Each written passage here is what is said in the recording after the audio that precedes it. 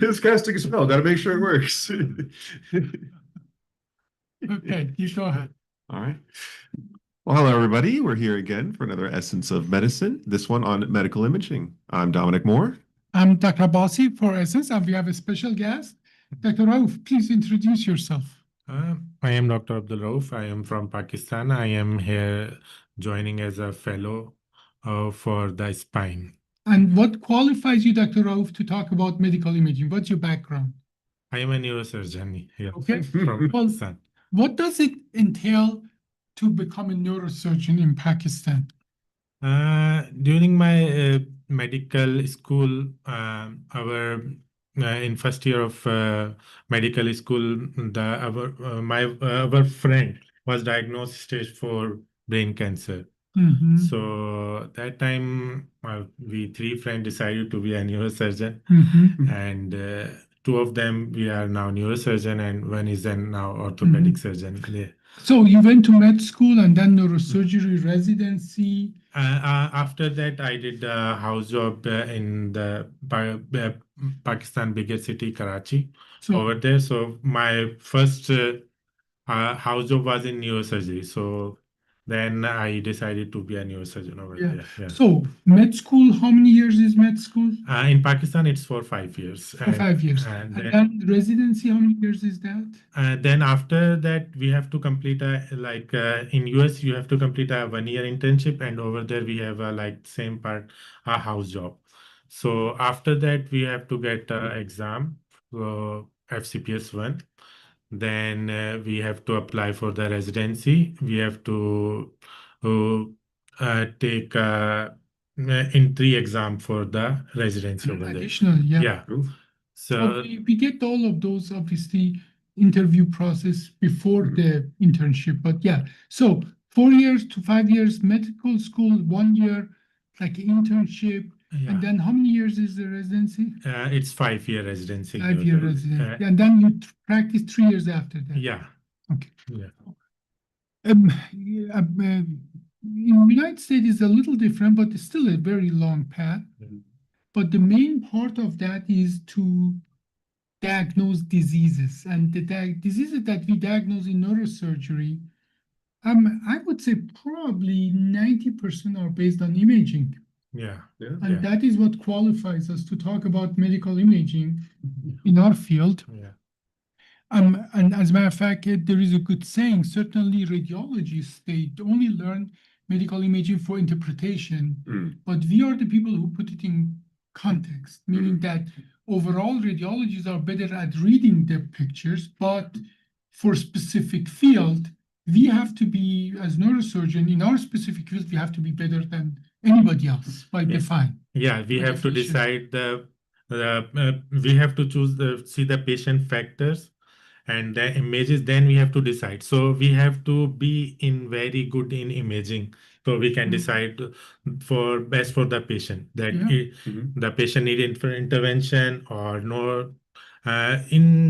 Mostly the radiology, they over-reporting, so we have to decide on. That's right, over-reporting. Yeah. Is the thing that because they don't see the patient, they don't see the context, they have to, the image is all they got, and they cannot miss anything. Yeah. And so they're well known to overread things, and sometimes that actually backfires. Patient gets really anxious about just the wording of something, and then we have to explain why in that situation that specific finding doesn't matter. But let's talk about medical imaging. Dominic, I almost called you Amanda. So tell me a few medical imaging. Well, there's a whole variety. So difference in modalities, of course, like CTs and MRIs, and even just your plain X-rays. Everybody knows those. But it also matters on location and oftentimes the different cuts of it or the different angles. Modalities. You say X-ray, MRI. CAT scan, Yeah, CTs. which is a CT scan. What else? Oh, there's also ultrasound, of course, too. Ultrasound, very Is it good. really? Yeah. People miss that in neurosurgery. Often when I do spinal cord tumors or brain Mm. tumors, sometimes we use the ultrasound to get a good orientation. Did they use ultrasound Yeah, in for Pakistan? not a lot. Like sometimes we have confusion regarding that. When we open before opening dura, we confirm the location of the tumor by ultrasound over So there. the safest part in neurosurgery is that before we open dura, dura is like a really tough membrane goes around the brain and spinal cord. So if you are going to do bone work, it's much, much safer to do it before we open the dura. Okay. And guess what? Ultrasound is a beautiful thing to tell you. You put it on after you take the bone away. If that bone opening is enough to get you where you need to go. Yeah. If you need to do more, you do it before you open the dura, before you expose all neural elements. So it's a very beautiful, ultrasound is a very beautiful method of safeguarding the flow of the surgery. Now, it's not often used, but when it's used, it's very crucial. Yeah. But let's put it to the side because, again, it's for very specific purpose. What other modality do we have? Oh my gosh. I mean, if we were to go for additional things like types of myelograms or No, myelogram is a kind of X-ray where we just add contrast just a different to location. get X-ray. It's just enhancement of a previously called modality. But there are some other modalities. Okay. Go ahead. Dr. Rauf, what other, especially tumors and so on, what other modalities kind of, I do, but I've ceded my time. Yeah, PET scan. Yes. Yeah. PET scan. Mhm. Now, there's a nice history behind PET scan. What is PET scan, Dominic? Positron emission. Tomogram. Oh, Positron emission tomogram. okay. So, what is it? It's just we release radioactive material in, and then whatever uptakes it is, of course, going to light up the most. Radioactive is right. Radioactive is right. Yeah, we put something that has a very short lifetime of a very known emission. What kind of emission is that? I'm not sure. It's a so-called beta positron. What you put in a beta decay, it breaks in an electron and a positron. Okay. And they go perpendicular to each other. What that means, and when they go, within a very short period of time, this positron, very like millimeter, it breaks down and emits electromagnetic wave. Why would positron, after just few millimeter, even less, it just breaks down? It's very focalized, it's very local. Why would positron breaks down within a fraction of a millimeter so that it's so localized? Because when it breaks down, it emits two electromagnetic wave in perpendicular that they go different direction, and the cathode rays or I would say almost like a camera. They see there's a wave that goes exactly this direction. There's another one that goes that direction. They triangulate that to the original. The other positron at the same time, it goes this direction. Then you see this line here, this line here, this line here. Then you know where exactly something is located or not. But why it's so short? Why do positron? I actually don't know that either. Dr. Rauf, what is a positron? Positron it's a energy containing particle which come out from the nucleus. So it's create energy, and the machine record that activity of. So we will like energy emission recorded. Like tumor have very high rate But of. no, but I'm talking about the physical. Yeah. No, the thing in life is, you can just sit in a car and you drive it. Now, not often time we doctors are that. We sit in a car, we drive it. We have no idea how engine, how carburetor, how the internal combustion part and electronic part and so on. And all of that is good until you get stranded on the side of the road somewhere. Yeah. Or if you want to make that car go better and faster, then you do need to know the how internal structure of the car work. You cannot just be a driver. If you're in a situation that you're totally depending on the 100% performance, or you want to improve the performance. Yeah, you can't make a V6 if you don't know how V4 works, I suppose. Exactly. So what is a positron? There's a nice history behind that. Behind positron is a big name in the theoretical physics. His name is Paul Dirac. Dirac was as strange of a person as you can imagine. He's British. By definition, all British are weird somehow, but he take it to the next step. As a matter of fact, his contemporaries, they made a verb out of his name, that you got Duracked. Yeah. What that means is that how little you can talk, but still be part of a conversation. He had a genius mind. About almost 100 years ago, he took the quantum physics calculation and looked at the consequence of that. At that time, everybody knew this must work. There's no way this equation don't work, like, Heisenberg uncertainty and so on, and wave calculation and so on. He took it to the next step. Once he calculated, like many other algebraic things, it came in positive and negative. The result was positive and negative. And there was no question. The negative part was because of the spin. When you put something with a positive or negative charge in a magnetic field, they behave differently. Yeah.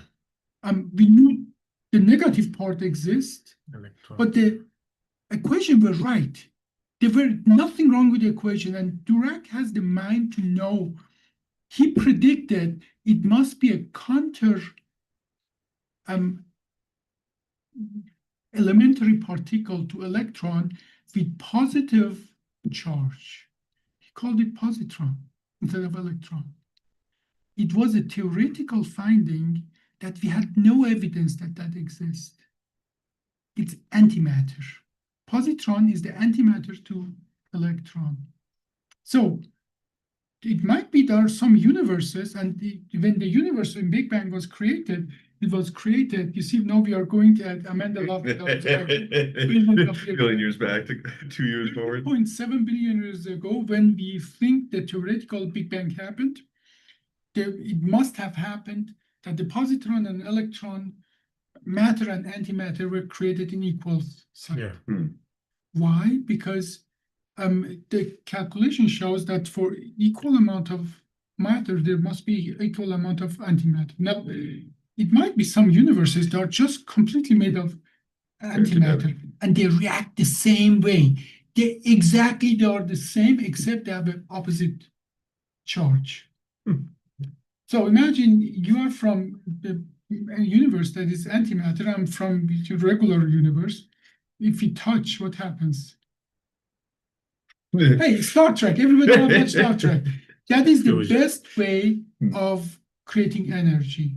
We go in a bank of if you and I, just your volume and my volume, matter, antimatter, they touch, we create so much energy that probably a moon will be destroyed, even not Earth, moon even will be destroyed. That much energy we produce. Now, when they made the Hiroshima bomb and so on, what percentage of the energy of the matter they had they're like uranium and plutonium, Hiroshima was uranium, Nagasaki was plutonium. What percentage of that, like a few pounds of uranium or plutonium, do you think was transferred from matter to energy? AE called mc squared. What percentage? What do you guess? Hey, Pakistan is a nuclear what percentage?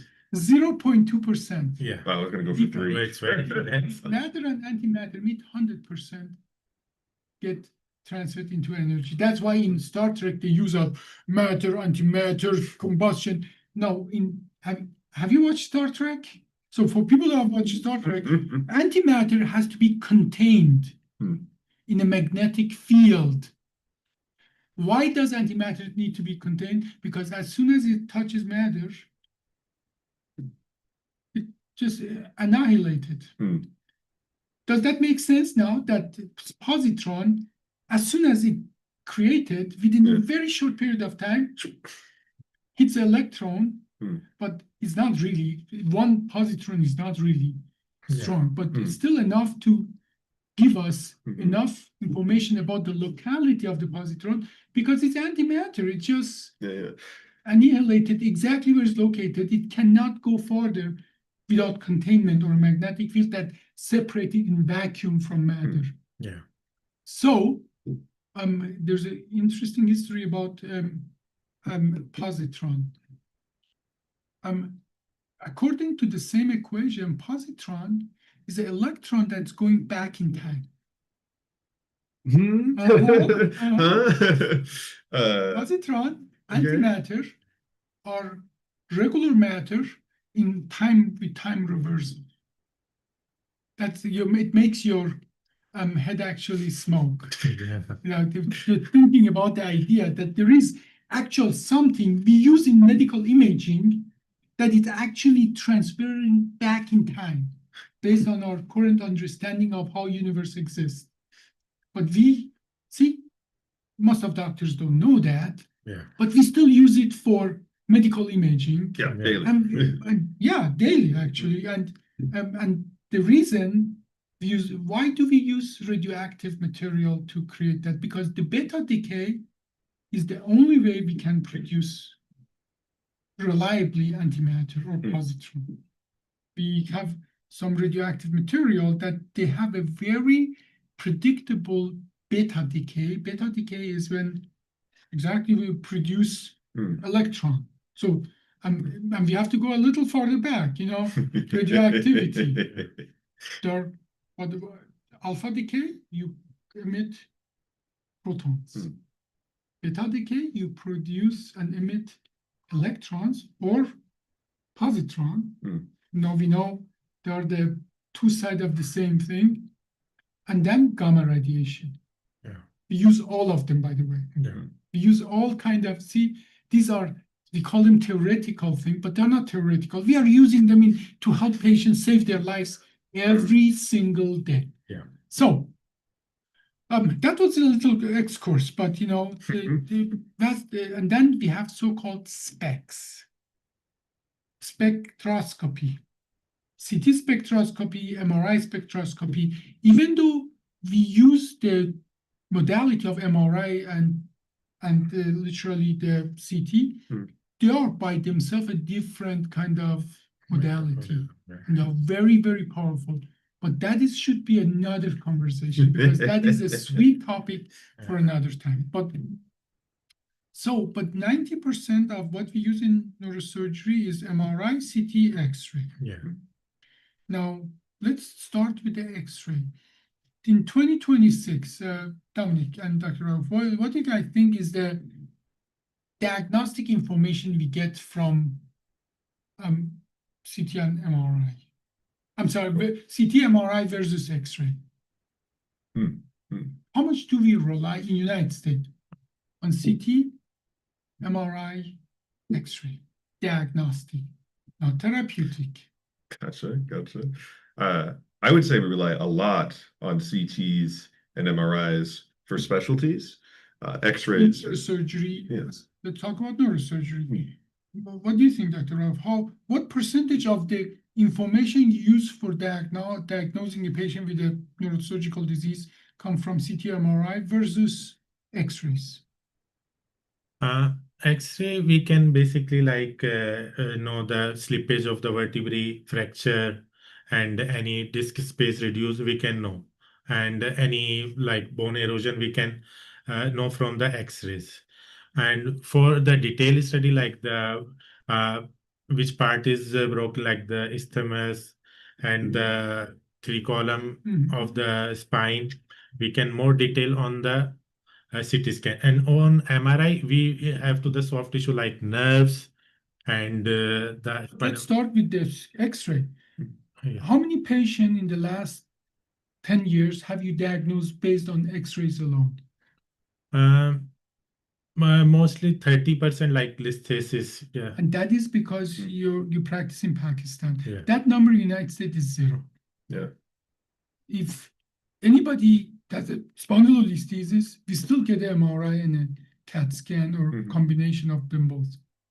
So they're now I specifically said diagnostic, not therapeutic, because on the therapeutic part is that X-ray in the OR is your eyes. That's it is like in our OLAF, it's 100% of our radiographs are just regular X-rays that is real time, and it gives you exact information. Where am I right now?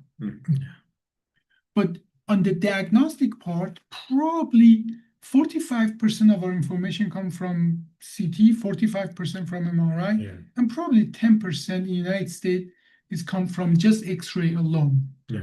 And the proof of that is, I don't know that I have ever in the United States treated anybody just based on X-rays.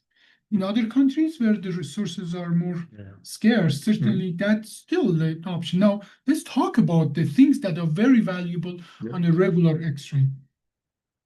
On a regular X-ray, everything that has any correct connection to the bone is very valuable, because we can, this is really X-ray is good. It even has higher resolution than CAT scan and MRIs to distinguish between bone and not bone, right? Yeah. Like when the bone in a spondylolisthesis is when the vertebral bodies are slipping forward and backward, you can see the bone, you can see the slippage, and better even, you can ask the patient bend forward and bend backward, flexion, extension, which we regularly order, and then see if between these two, if the bone moving back and forth, we call that a mobile spondylolisthesis. So it is always a part of our imaging. X-ray, flexion, extension is a basic part of all our spine care. There's another in X-ray, something that is easier with X-ray, harder with other way, is that to get the whole body views. So-called deformity or scoliosis pictures. They have to check, deformity, What they are, Dr. Rauf, we should make another podcast, just talk about deformity parameter. What are we looking when we get X-rays? So, but that, and then fractures, obviously. Fractures, bone, beautiful, you see that, and so on. But even for fracture, CAT scan is much better. If it's a small fracture, that's a hairline fracture or Greenholz fracture, or it's a, something that's not displaced, even if it's a fracture and it's not displaced, sometimes it's hard to see it on the regular X-ray. So CAT scan is much better in that regard. Yeah, it feels like most of the time X-ray is ordered in a more of a diagnostic setting out of convenience necessarily than it is you can get it fast and so on, but therapeutically it's undisputed the value of that, because you get the real-time information right now, and you can modify the anatomy and get another shot, the way I see it, to do that with the CAT scan, that's going to be a lot different now. So it is flexion, extension, X-rays is always main part of our spine care, because spine has bone. Okay, and these are the things you can see: spondylolisthesis, reduction in the disc height, which can be limited because sometimes you can have the problem with X-ray. It takes the accumulation of all the data in the pad. Like if I do the X-ray from here, it takes accumulation of everything. So what that means? Imagine now that this is your vertebral body, and X-ray, if you go tangentially to that, you get a nice crisp vertebral body disc. But if you are even a little at an angle, then that information is gone. So 9 out of 10 times, you cannot get a real good picture of all levels for patients that are needing spine care, because they are just twisting and so on. So, but it's still a main part of our diagnostic. Now, CAT scan, MRI. We have previously talked about that before. Dr. Rauf, what's the strength of CAT scan? What's the weakness of CAT scan? What's the strength of MRI? What's the weakness of MRI in medical imaging related to our field spine? For like the CT scan, CAT scan is good for the bony things to see. and Oh, we cannot. CAT scan uses X-ray. Yeah. X-ray Yeah. get absorbed by heavy dense. atoms, dense atoms like calcium, Mhm. and then literally it doesn't get radiation, doesn't pass through. And the contrast between the radiation that passed through versus radiation doesn't pass through become X-ray. And CAT scan is nothing but getting X-ray from different direction and mathematically putting it that if I get an X-ray from here that look like that and a X-ray that look like that and look like that, it's actually a very interesting algorithm.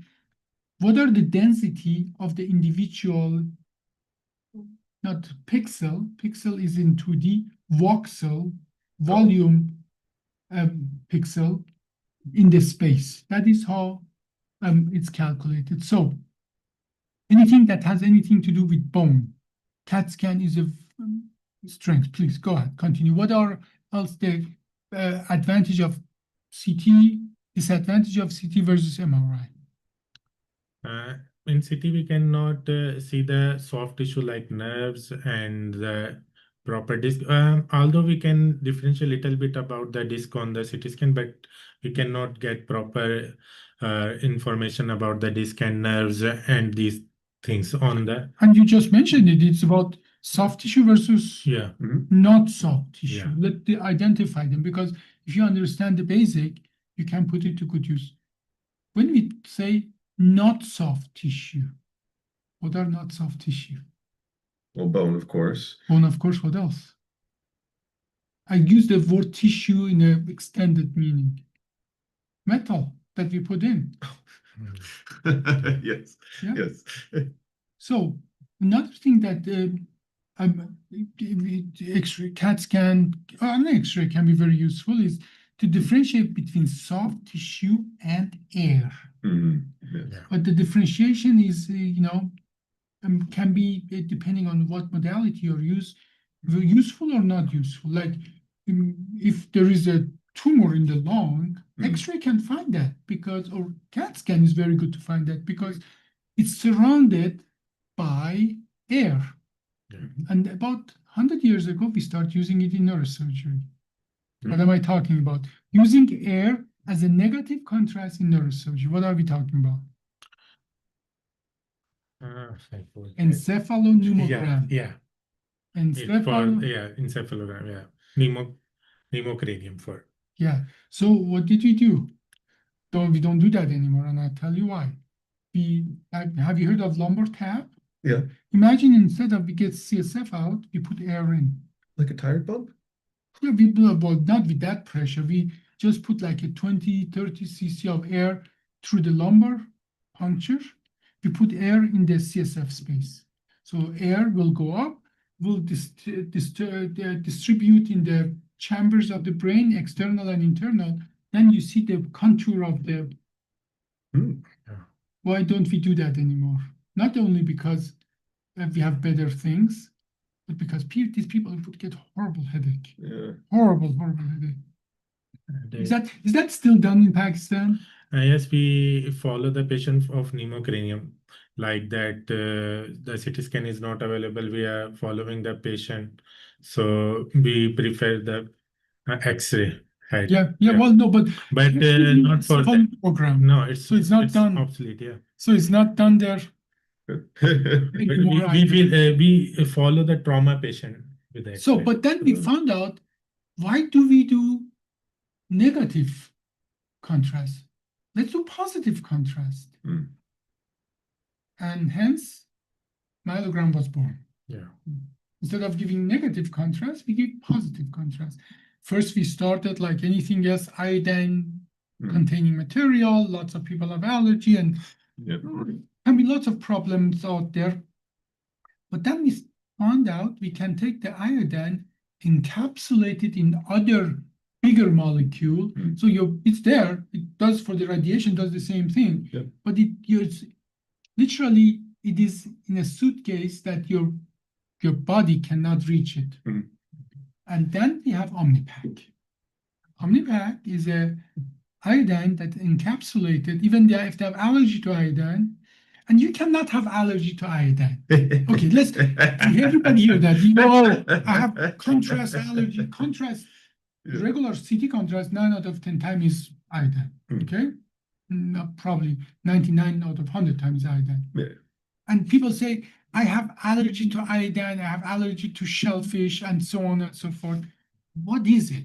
Let's. This is, I think, important for everybody to listen. Well, I to actually that. didn't know there was, some overlap in that. So what? No, why people who have allergy to shellfish have allergy to iodine? Yeah, I did not know there was any overlap. Oh, there is a huge. Dr. Rauf, why do you think people who have shellfish allergy have allergy to iodine? I don't know. Well, Yeah. shellfish. Have you guys heard of that disease called goiter? Yeah. What is goiter? It's iodine deficiency thyroid. So What it's kind of deficiency? iodine deficiency. Iodine deficiency. Mhm. Who get a goiter and who doesn't get goiter? Somebody who uses their salt. People who are in the mountain get goiter. People who live on the coast never get. That's how it was discovered. People in mountain get goiter. People on the coast never ever get goiter. Why don't they get goiter? Because they have no iodine source over there, like Seafood, yeah. fish, shellfish. They have lots of iodine. And then we notice people who have like shellfish allergy, and that's not uncommon. As well, they're allergic to shellfish. There's a huge overlap with iodine. And when we found out that actually not the iodine, because your body needs that, it's a molecule. Mhm. You cannot be allergic to an atom.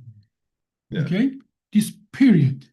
It has to have a 3D structure to activate. Again, you have to know the background of things before you understand what it really means. Like, I'm allergic to steroid, or I'm allergic to noradrenaline. My heart rate goes up when I get noradrenaline. I'm allergic to that, and so on and so forth. It has to have a structure of certain size that activate one path in our immune system that is antibody based. If it's too small, there's no way it can activate that. So, like noradrenaline, or as a matter of fact, steroid, or iodine, or chromium, none of that can. It's too small. It doesn't. It is like imagine you have a lock, and you're talking that tiny little bit of the scrap that you take from your key can open that door. No, it can't. But what do? These molecules, these atoms, they attach to the protein that already are in our body.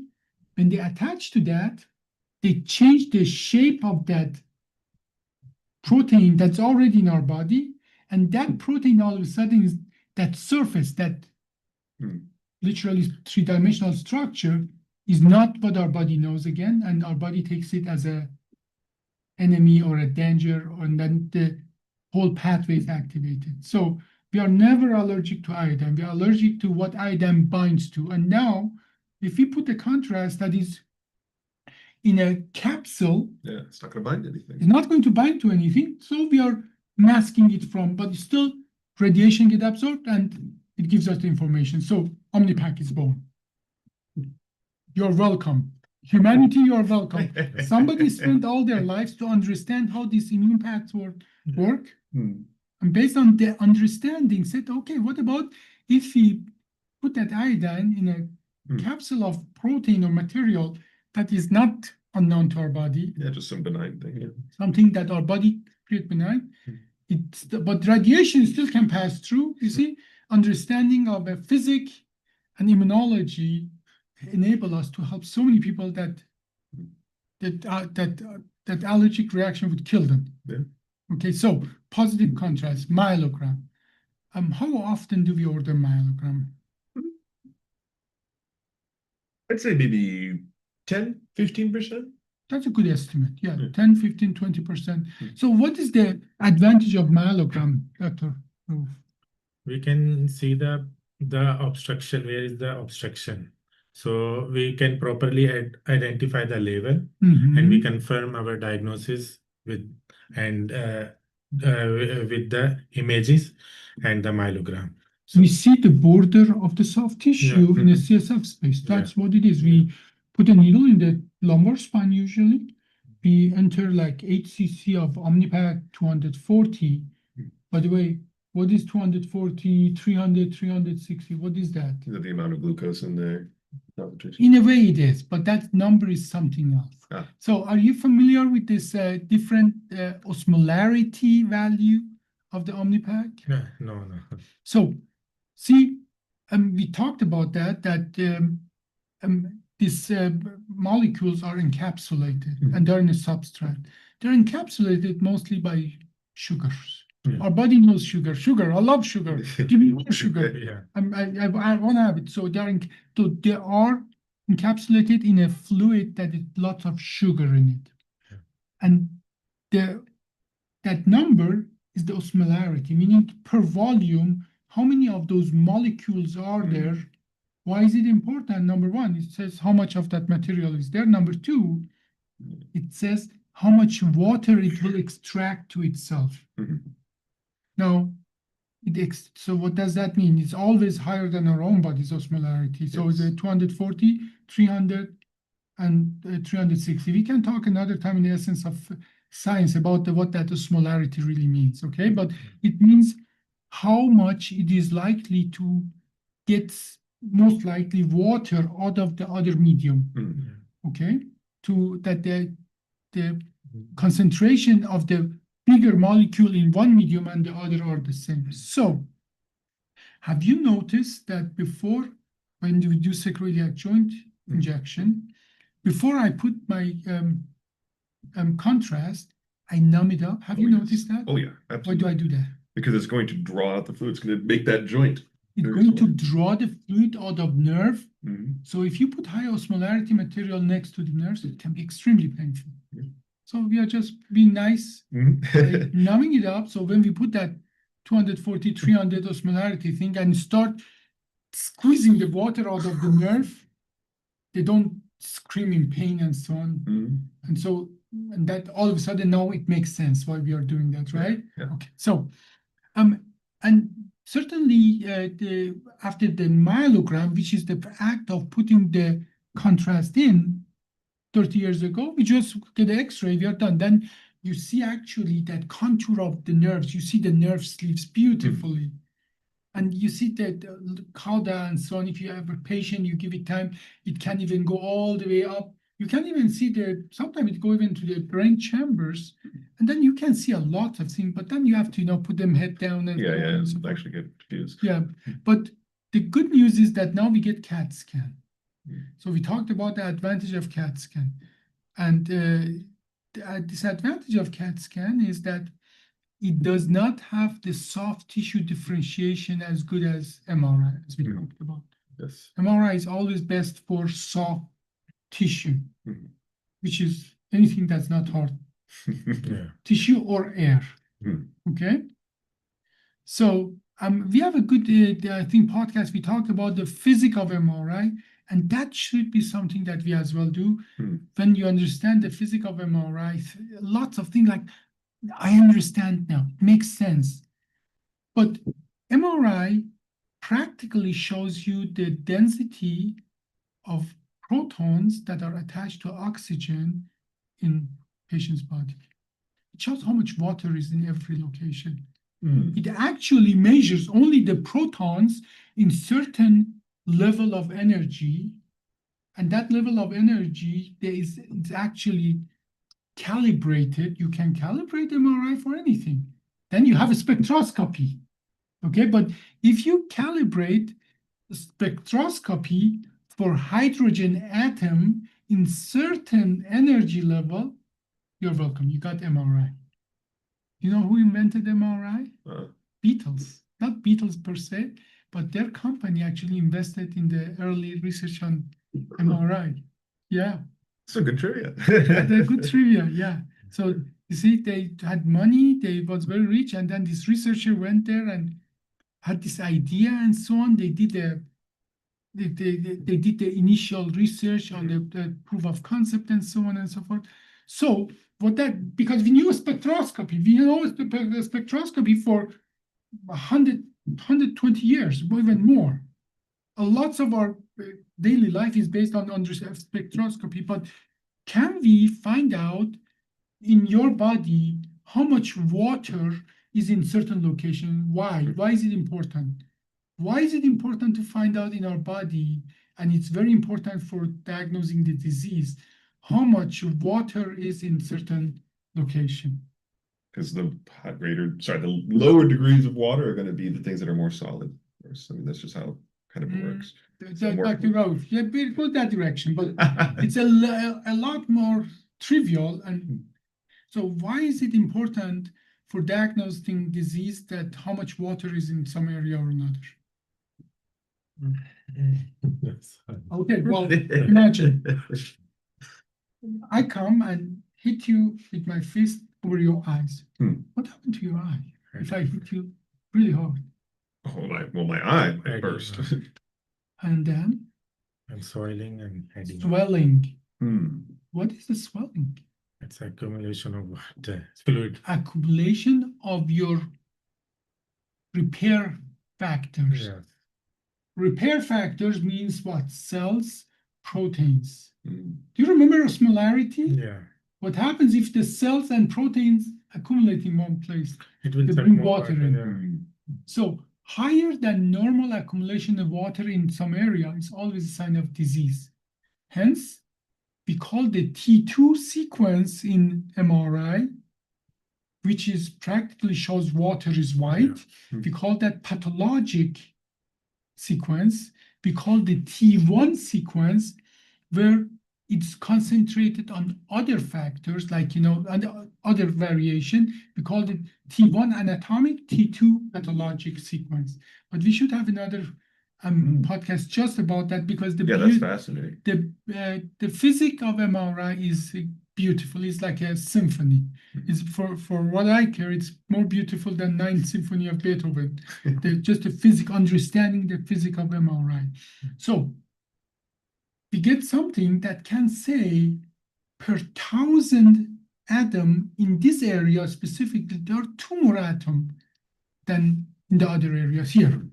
You get the MRI, it says there in average, there are so many hydrogen atoms and so water in this area, but in this area, in average, there are, for every 1,000, there are 2 more atoms right there.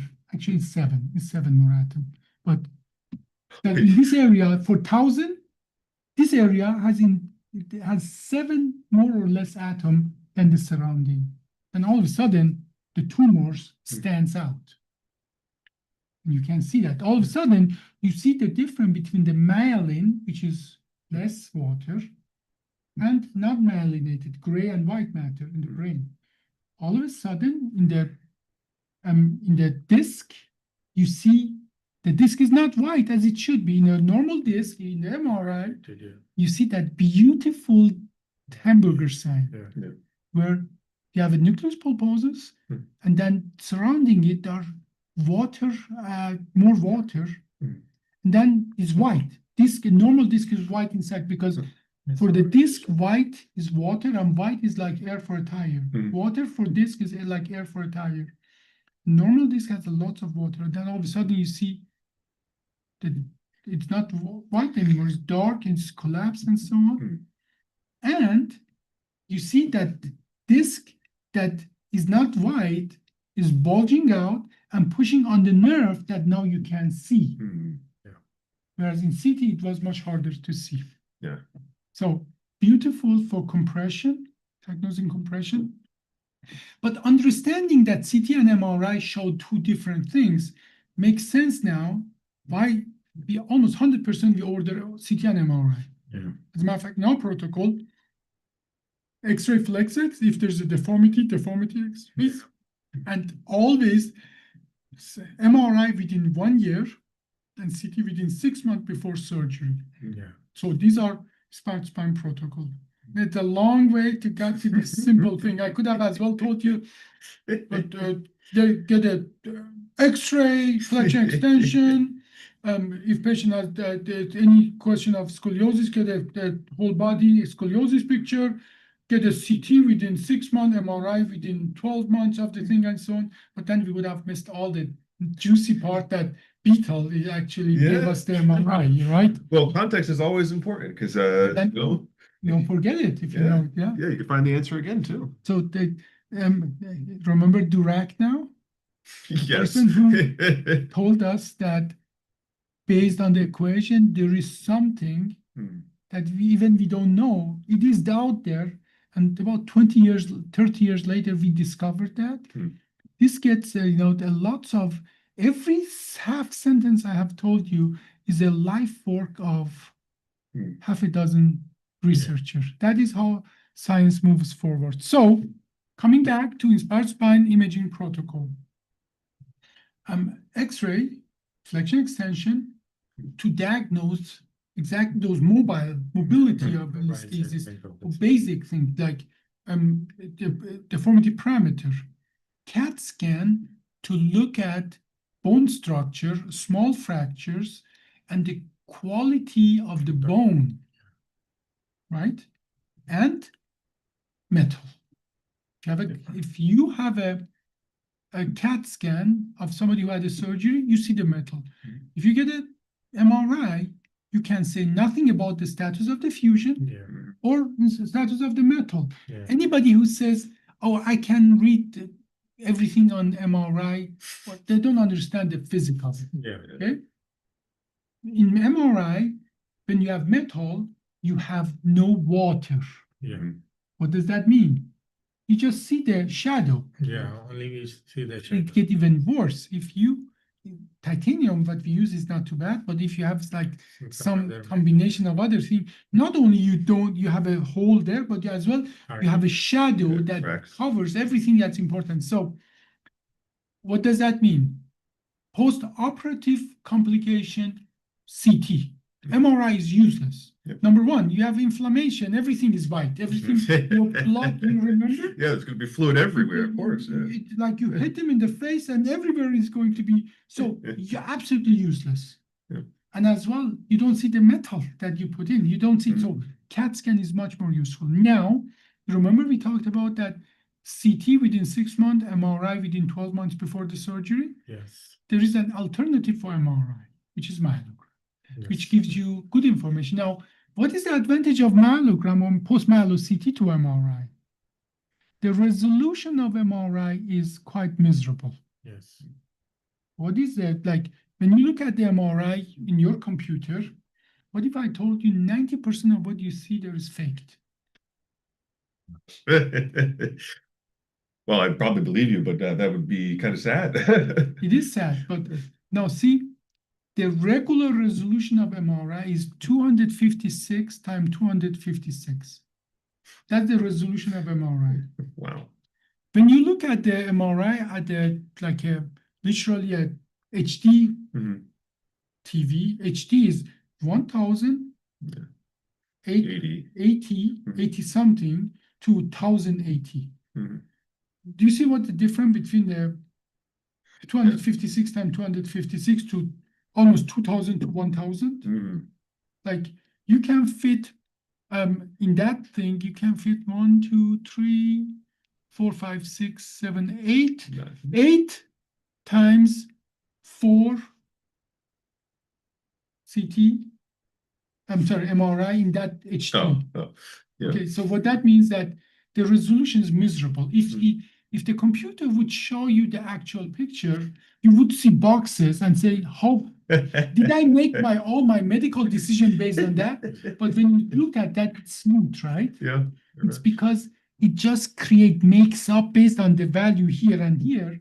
It creates values between. So your eyes don't strain just looking at the boxes. Yeah. So Wow. vast majority of what you see on the thing are fake, and it get even worse. What the slice in the CT, average size of a slice in CT or MRI? Gosh, actually, I don't know. 160. It's depend upon what Millimeter. size. Yeah. And those things. Mostly we have 5 mm slides. Then 5 millimeter. yeah. That's the standard. Yes. High resolution is 2.5. Yes, for Level of our need sometimes we need very thin slides.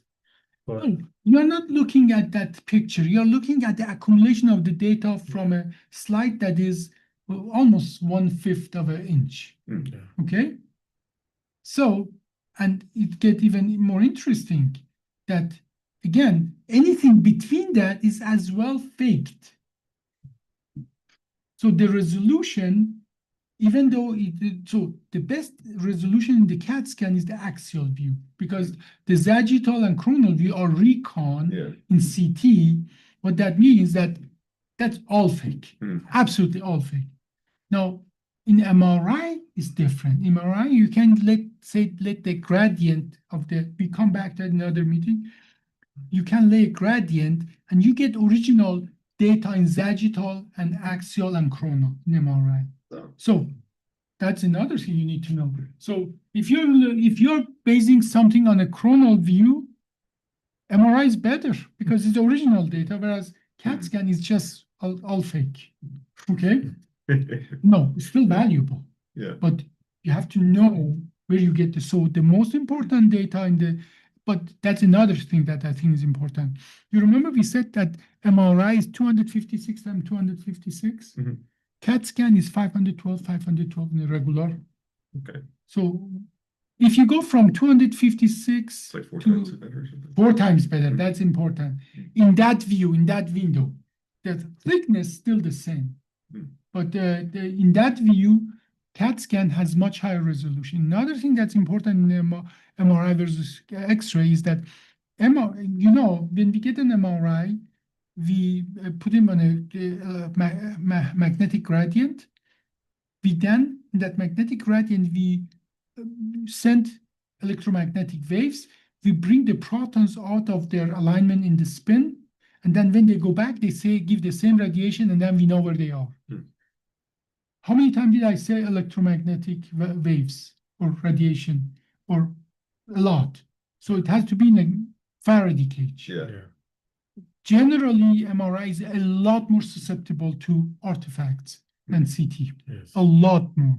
Yes. So spatial accuracy in CT is not only higher because of the 4 times the resolution, but as well is generally higher because there's less spatial distortion, we call it. Okay? So I think we talked about a lot of things and a lot of things that are basic, that the understanding of them makes your life actually in interpreting data much easier. Yes. So, but there is one last thing to be said about that, about all these modalities, is that the combination of them that gives you the information, and you have to, at the end of the day, you have to put that information in your head together. So, based on I demonstrated to you in the last hour. Imagine I put a picture on LinkedIn, a young or old or whatever doctor, look at one picture. Based on that, he assumes to know the history, the prognosis, the indication, and so on. And he says you have a subsidation of the disc based on one picture. And not even thinking about the geometry, like, we talked about that, you remember? You get X-ray. If it's like that, you get it crisp. When it's like that, you don't get it crisp. Exactly. Imagine if there's a cage here, you shoot it orthogonally, you say end plate, disc, or cage, end plate. But even then, it's not flat. Yeah. It is like a dome, right? Like a little shell. So if I shoot the X-ray here, what are you going to see on this side? You will see in certain place that the material of the cage and the bone are overlapping. Yes. Yep. They call it subsidation. Instead of understanding, this is not the flat surface. You see? And then in a situation like that, I'm just thinking, where do I start to educate you about the physics, the basic, meaning that, yes, you learned to copy Chinese character, but you never learned what individual character mean, where they come from, what the combination of things, and you are lacking so much knowledge that I'm just thinking about where even do I start to talk about that, what the physics of it is, how does it come to play, and as usual, as one of my favorite philosopher, Bertrand Russell, says, the fools are so sure about everything, and wise people are full of doubt and so on. So every time I see on LinkedIn, especially LinkedIn and those LinkedIn barrier, they look at one picture, they know everything. I just have to shake my head, say, our education system failed. Look, some people really like to occupy the center column of the Dunning-Kruger, just right up here. Yeah, exactly. That's Dunning-Kruger. That's another thing we need to do. So let's wrap it up. I think we have right on mark 1 hour. Hey, perfect. Perfect. So I hope we could convey to you lots of juicy, good information that helps you to retain what really need to be retained. Okay. Thanks for joining us, Dr. Raouf. We'll see you on more. And thank you for joining us for Essence of Medicine, Medical Imaging. Thank you. Good night, everyone.